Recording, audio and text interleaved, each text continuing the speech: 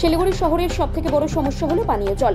মাঝে মধ্যে শহরে পানীয় জলের পরিষেবা ব্যাহত হলে তীব্র জল সংকটে ভুগতে হয় গোটা শহরবাসীকে।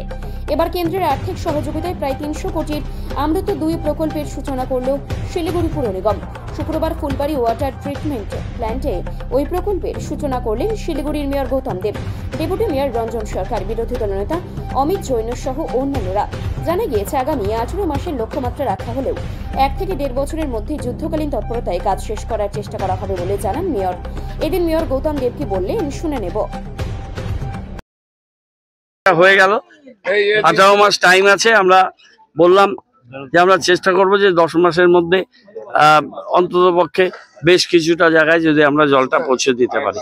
এটা যুদ্ধকালীন তৎপরতায় কাজ হবে।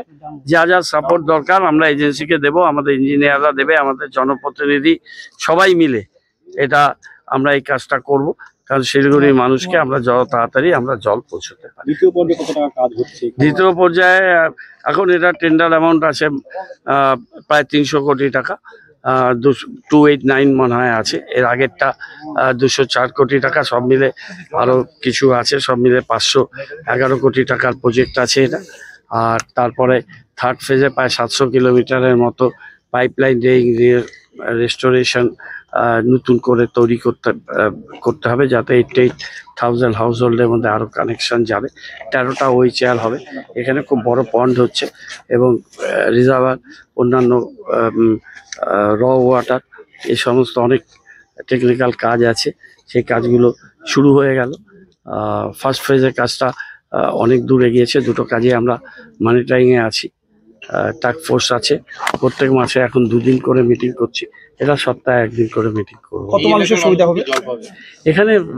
যে জায়গাগুলো দিয়ে যাচ্ছে, এমনি তো এখন জল জীবন মিশনের দিয়ে অনেক বাড়িতে বাড়িতে গেছে।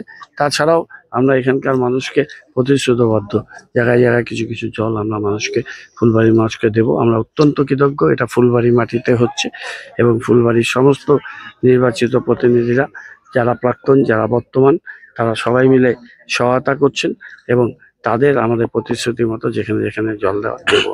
বিরোধীরা এসছেন, আমরা সবাইকে ডাকি সব প্রকল্পে। পুরসভা হচ্ছে একটা পরিবার, এখানে বিভিন্ন তা থাকবে, সেটা রাস্তায় অন্য জায়গায় থাকবে। ডেভেলপমেন্টের কাজে ঐক্যবদ্ধভাবে করা উচিত। আমরা সিপিএমকেও বলেছি, কংগ্রেসকেও বলেছি, ভারতীয় জনতা পার্টিকেও বলেছি, মানে কাউন্সিলর, এলপি, পরিষদের দল নেতা সবাইকে বলেছি। যারা আসছে তাদেরকে স্বাগত, যারা আসেনি তারাও আগামী দিনে সামিল হবে। এটা